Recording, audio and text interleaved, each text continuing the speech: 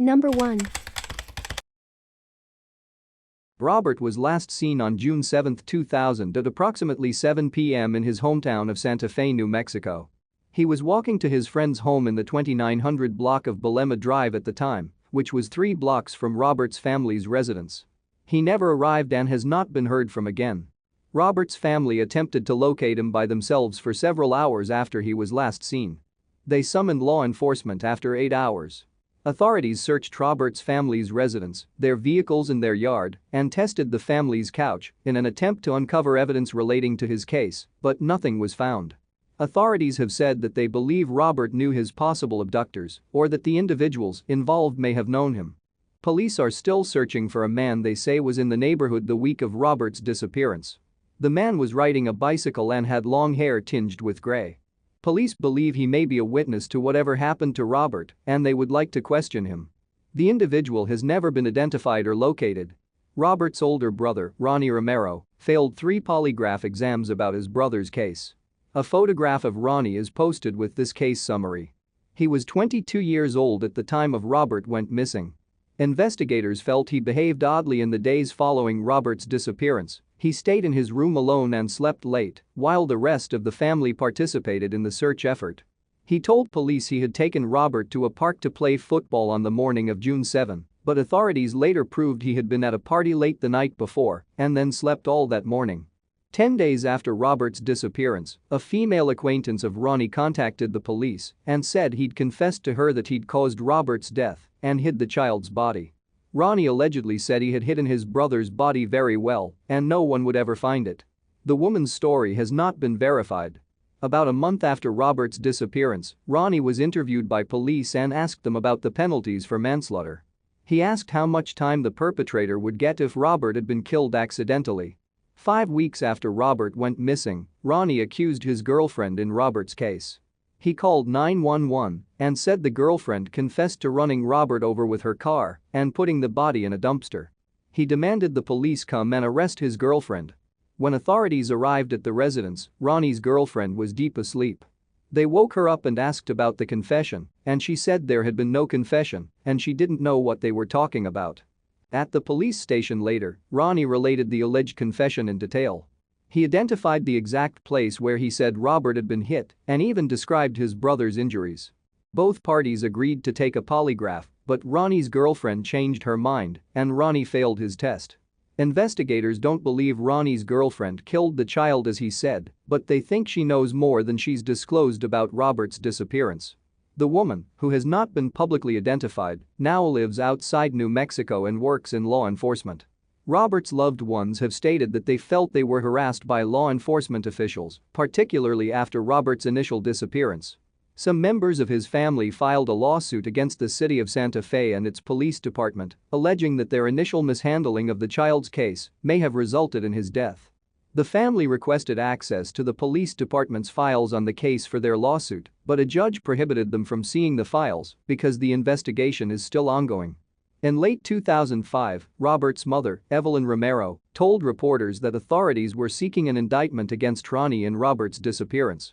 She stated she had been subpoenaed to testify before a grand jury regarding her missing son's case, and her 2 minor children were taken from her custody temporarily. They have since been returned to her. Authorities would not confirm Evelyn's statements, saying they were not allowed to comment on grand jury investigations. Ronnie was, however, arrested on unrelated charges in January 2006. A photograph of Evelyn is posted with this case summary. There have been no arrests in Robert's case, and his loved ones have maintained they are not involved in his disappearance. All of them except Ronnie took polygraphs and passed.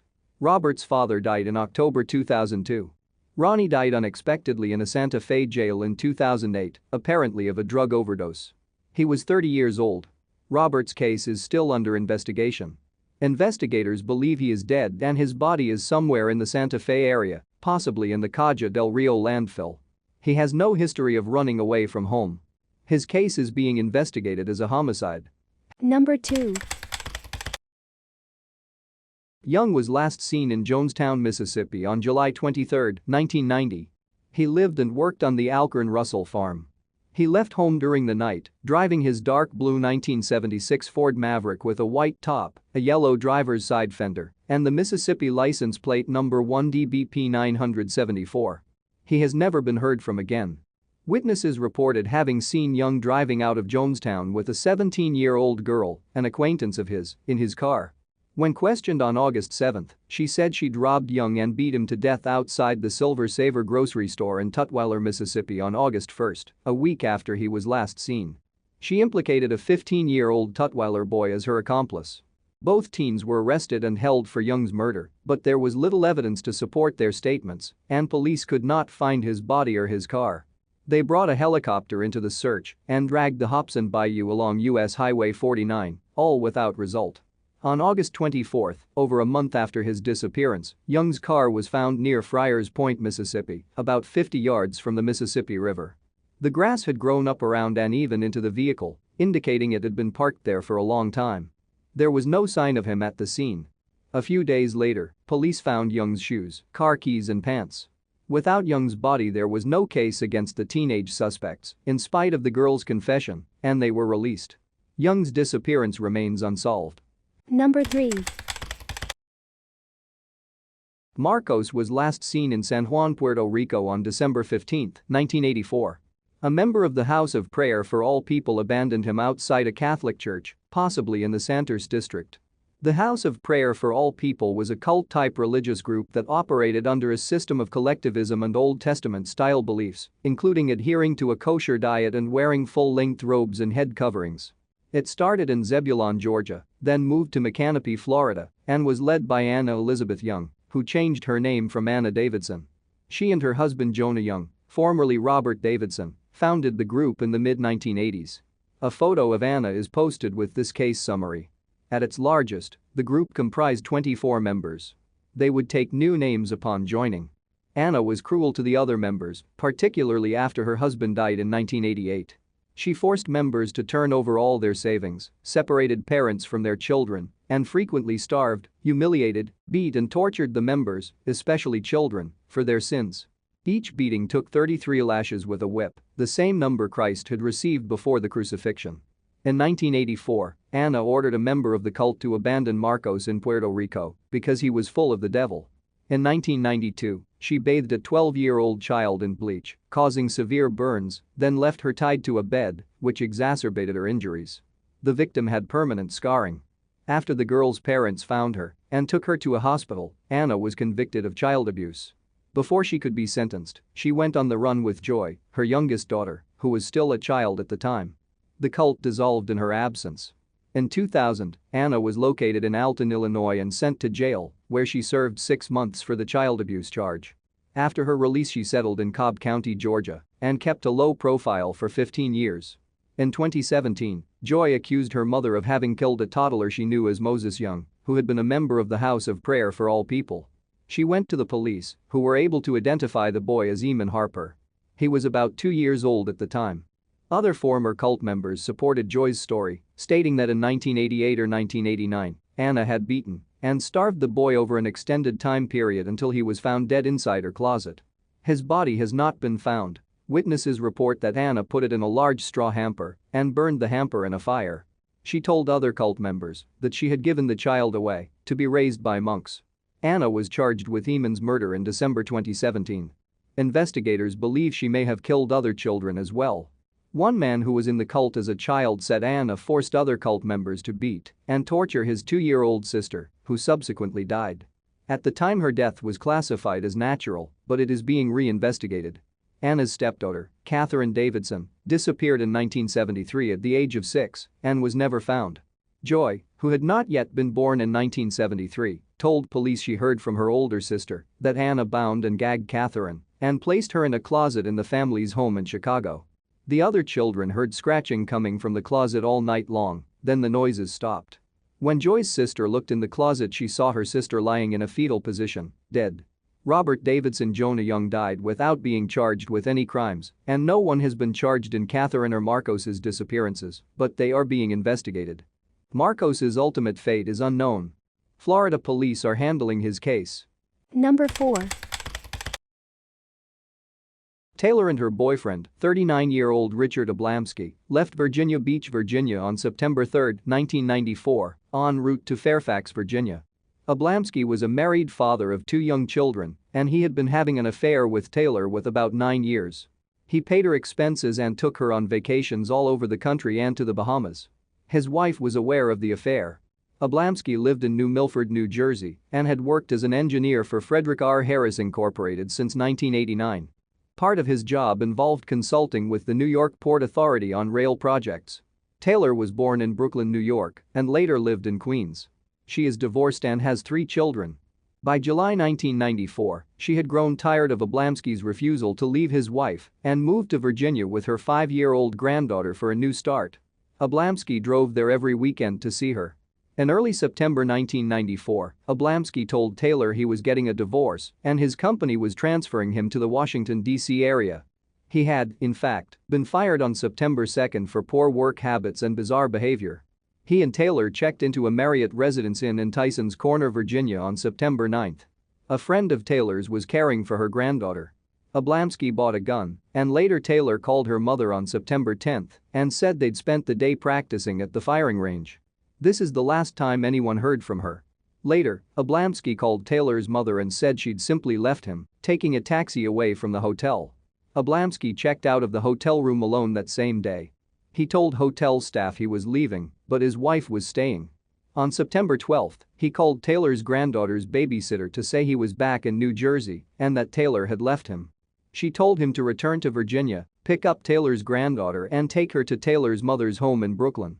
He arrived the following afternoon. The babysitter noted he looked terrible and appeared tired and disoriented. He was unshaven and his shirt was on backwards, which was uncharacteristic of him. He was usually well dressed. On September 16, Ablamski called 2 of Taylor's friends to ask if they'd heard from her. They hadn't. He spoke about Taylor in the past tense, said he couldn't live without her and threatened suicide. That afternoon, he broke into the Garden City, New Jersey home of his former boss, John Dionisio, Frederick R. Harris Incorporated's executive vice president. Ablamski set the ground floor on fire, went upstairs and shot himself to death in one of the bedrooms. Although Dionisio's wife and young son were at home at the time of the break-in, they were not harmed. Ablamski left a suicide note claiming he'd spied for Dionisio and passed secret New York Port Authority documents to him, documents which helped Frederick R. Harris Incorporated win a multi-million-dollar contract to help build a rail link between New York City's airports and Manhattan. He wrote he was supposed to be promoted for his actions, but instead he had been fired. The note was meant to be his revenge.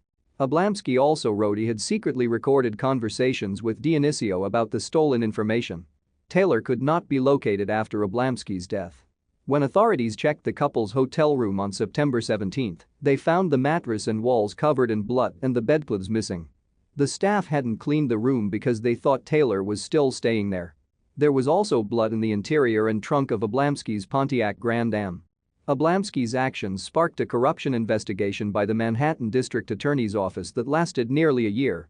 In August 1995, however, the district attorney's office announced they would be dropping the probe and would not take the case to a grand jury. They found no evidence to support Ablamski's allegations. Investigators believe he killed Taylor, but her body has never been recovered. Foul play is suspected in her case due to the circumstances involved. Number 5. Warren was separated from her husband and living with her elderly parents at the time she disappeared. She had moved in with them about 3 months before her disappearance. Her parents last saw her April 9, 1997. A friend saw Warren at a bank on Waters Avenue in Savannah, Georgia on April 11. Warren was crying and upset. 2 men were waiting outside for her in a car. She told her friend that she did not need the police or her parents. Warren has never been heard from again. On May 3, several weeks after Warren's disappearance, her car was located in a parking lot on Georgia 204 near Interstate 95. The vehicle is a green 1992 Pontiac Bonneville. There was little indication as to Warren's whereabouts in and around the car, and no blood or traces of blood inside. Someone reported seeing a woman fitting Warren's description at a South Side Savannah apartment shortly after her disappearance, but the person turned out not to be Warren. There have been no other sightings since then. Warren's brother was found beaten to death in an Atlanta, Georgia hotel room in 1977. His murder is unsolved. It is not known if the crime is connected to his sister's disappearance. Warren's parents suspect foul play was involved in their daughter's case. There was an outstanding warrant for her arrest at the time she disappeared, but it has since been cancelled, and it is not believed that she disappeared as the result of it. Warren frequents restaurants and hotels, particularly the Econo Lodge, which is near where her car was discovered. She remains missing and her case is unsolved. Number 6. Yost was last seen in South Ogden, Utah on August 10, 1985. She has never been heard from again. Her car was later found abandoned in the foothills east of town. Yost disappeared 2 months after testifying against Douglas Anderson Lavelle at his preliminary hearing. She had accused Lavelle of kidnapping her in April 1985, taking her to his home in Clearfield, Utah, and raping her. Yost disappeared before his trial, but in December 1985, Lavelle was convicted of kidnapping and sexual assault based on her testimony from the preliminary hearing. He was sentenced to 2 terms of 15 years to life in prison. A photo of Lavelle is posted with this case summary. He was long the prime suspect in Yost's disappearance, and investigators discovered that he'd twice hired friends from prison to murder her between the time of his arrest and the time of the preliminary hearing. Lavelle had met the men while he was serving a previous sentence for an armed robbery conviction. Neither of them actually tried to kill Yost.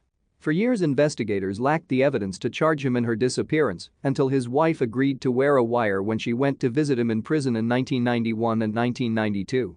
Lavelle made incriminating statements about Yost's disappearance, saying he could get the death penalty for the crimes he had committed. In 1993, on the day his murder trial was scheduled to begin, Lavelle pleaded guilty to Yost's murder. He stated he broke into Yost's apartment while she was sleeping and threatened her with a knife. She pleaded for her life and promised to drop the sex assault case against him. He then drugged her with Valium, packed a suitcase of her belongings to make it look as if she'd left on her own, took her to a canyon outside of town and strangled her. He said he buried her body in a shallow grave in the Ogden Valley. Prosecutors agreed not to seek a death sentence against Lavelle if he would lead them to Yost's body. He was unable to find the exact spot where he'd buried her, however, in spite of a 5-week search. He was sentenced to death in August 1993. He attempted to withdraw his guilty plea weeks later in a letter to the judge, claiming he had not been advised of his constitutional rights. In September 2010, the Utah Supreme Court overturned his conviction and death sentence on those grounds. In April 2015, Lavelle was convicted of murder at trial, sentenced to death again and returned to death row. Lavelle was questioned about his possible involvement in the disappearances of 2 other Utah women, Sherry Warren and Teresa Greaves. He maintained his innocence in those cases and cooperated with the investigations. He has not been linked to either of those cases. Greaves' remains were discovered in 2015. Her death is under investigation. Warren has never been found. Yost was declared legally dead in 1992. Foul play is suspected in her case due to the circumstances involved. Number 7. Akens was last seen in Springfield, Virginia on December 5, 2015. She was supposed to fly out of Reagan National Airport that day and got a ride with her former stepfather, James Branton. She had booked a flight to Arizona, where she lived with her fiancé. The flight was at 5 p.m. according to Branton. Akens wanted to spend some time at the mall before going to the airport, so he dropped her off at the Springfield town center. From there she was going to walk to the Franconia Springfield metro station and take a train to the airport. Branton texted Akens' mother at 1:52 p.m. saying he had dropped Akens off. 8 minutes later, her mother got a text from Akens' phone saying, "I'm at the airport. Battery dying so won't be able to text for a bit." Akens never boarded her flight, however. She never arrived in Arizona and has never been heard from again. 5 hours and 15 minutes after Akens' mother got the text from her daughter's phone, she got a series of texts from that number that alarmed her. The text stated Akens was staying with a friend and needed some time alone. Those messages were not sent from the airport. Katelin's phone was near Interstate 95 in Stafford County, Virginia. It's uncharacteristic of Akens to leave without warning. She was about to begin cosmetology school in Arizona and was excited about it. Authorities do not believe she left of her own accord, and they were able to prove that Branton never dropped her off at the mall like he said he did. A few days after her disappearance, her blue suitcase was found in a drainage ditch along River Road near the Fall Hill Avenue intersection outside Fredericksburg, Virginia. This was a few miles from Branton's home and not anywhere near Reagan National Airport. When the suitcase was found, it was unzipped and mostly empty. Akens' phone charger, eyeglasses, wallet, cash, identification, credit and debit cards, and other belongings were still inside it, but her clothes and her high school diploma were missing. The suitcase was scuffed and one of its wheels was missing, an indication that it had fallen down into the ditch. Akens has no history of mental illness and no history of dropping out of sight. The last confirmed sighting of her was at Branton's home.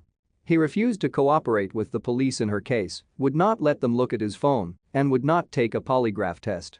Akens' case remains unsolved. She's considered missing under suspicious circumstances.